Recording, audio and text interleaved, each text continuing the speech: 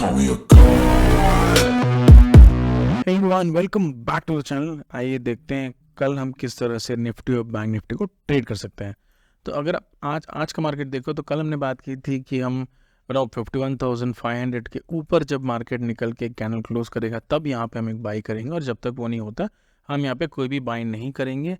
तो अगर हम देखो आज के दिन मार्केट जब ओपनिंग था उसके आसपास ही था, जो ओपनिंग प्राइस के आसपास मुझे लगा कि ये यहाँ से ऊपर की तरफ निकल जाएगा, लेकिन हुआ नहीं, मार्केट नीचे आ गया। और एंड ऑफ द डे ये ट्राई किया 2 बजे के आसपास मार्केट ने ट्राई किया था ऊपर जाने का, खास करके बैंक निफ्टी में, लेकिन वो उतना सक्सेसफुल नहीं हुआ। और यहाँ पे हमें जो है एक फ्लैट टू फ्लैट क्लोजिंग ही दिखी, और यहाँ पे मार्केट एक साइडवेज में ही घूमता रह गया। तो कल हम किस तरह से ट्रेड कर सकते हैं? तो अगर आप करेंटली मंथली चार्ट देखो तो यहाँ पे आपको दिखेगा कि मंथली चार्ट में मार्केट ऑलमोस्ट उसी जगह पे बैठा है जिस जगह पे लास्ट मंथ पूरा था। मार्केट में कोई भी बड़ी मूवमेंट हुई नहीं लास्ट मंथ। 3 बिंदु जो स्पाइक है वो बहुत नीचे गया था, लेकिन जो क्लोजिंग थी वो ऑलमोस्ट फ्लैट हुई थी। तो इस मंथ की स्टार्टिंग भी ऑलमोस्ट वैसे ही हुई है, और धीरे धीरे करके हमें ये देखना होगा कि ये किस साइड ब्रेक करेगा। अगर आप मंथली चार्ट पे देखो तो 2 रेजिस्टेंस और सपोर्ट है।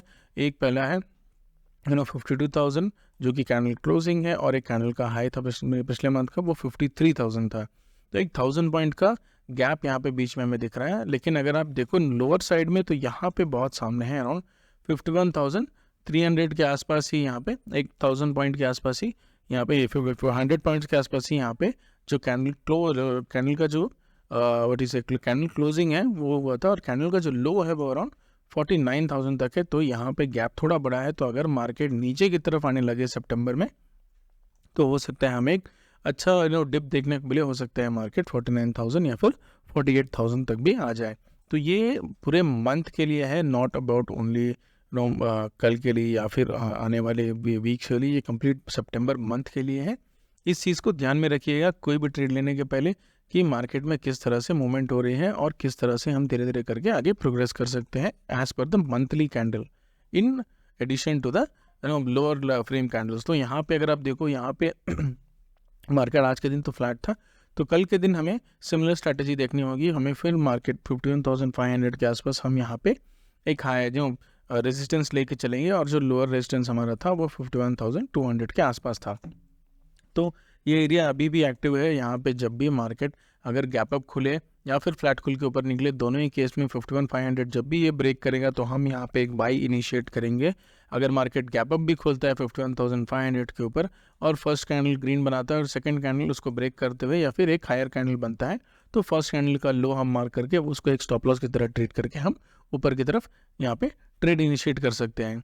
और एक चीज़ मैं देख रहा हूँ यहाँ पे हो क्या रहा है, मार्केट किसी भी एरिया में जा रहा है, एक साइडवेज मोमेंट दे रहा है और उसके बाद गैप अप खुल के एक साइडवेज मोमेंट दे के उसी तरह से पैटर्न आ रहा है।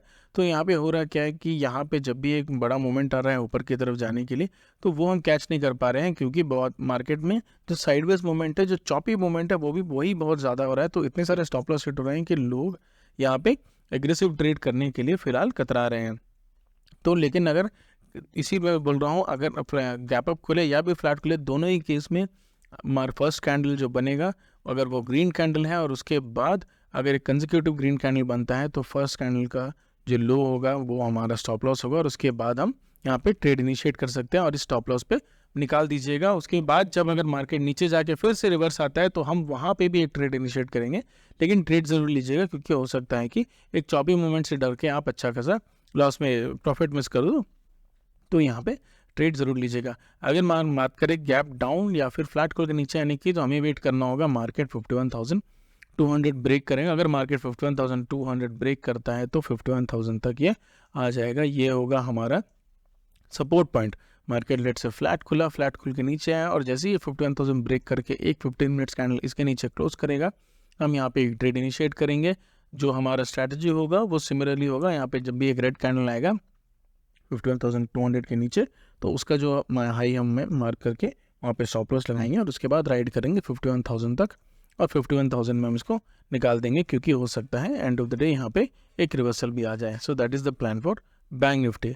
अगर निफ्टी की बात करो तो निफ्टी में फिलहाल थोड़ी हल्की सी सेलिंग हमें देखने को मिली थी। मार्केट थोड़ा ज़्यादा गैप अप खुला था in comparison to bank Nifty, और वहाँ से धीरे धीरे करके मार्केट नीचे की तरफ आ गया था। तो यहाँ पे हम क्या कर सकते हैं, कल के दिन हम जो है हाई मार्क करके चल सकते हैं, जो आज का ही है 25,000 330 340 के आसपास, और जो लो है हम वो मार्क करेंगे अब जो आज का ही करंट लो है।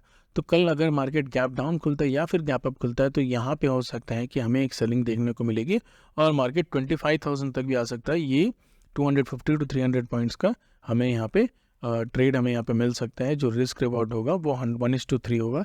अगर हम 100 रुपये यहाँ पे रिस्क कर रहे हैं तो यहाँ पे हमें 300 रुपये का हमें यहाँ पे प्रॉफिट होना चाहिए। Let's say for example market flat खुला और उसके बाद यहाँ पे धीरे धीरे करके नीचे की तरफ जा रहा है, आपने 100 पॉइंट का एक एसएल लगाया और यहाँ पे 300 पॉइंट का आप एक टारगेट लोगे। इवन दो निफ्टी में उतने बड़े मूव आजकल नहीं आ रहे हैं, आई मीन एग्रेसिवली नहीं आ रहे हैं, अभी कुछ दिन से मार्केट फ्लैट ही है, तो हम क्या करेंगे यहाँ पे 50 पॉइंट्स का ही यहाँ पे स्टॉप लॉस लेंगे और जो हमारा टारगेट है वो 150 पॉइंट्स करेगा। इससे क्या है, टारगेट थोड़ा जल्दी अचीव होगा और हम उसको टेल कर सकते हैं।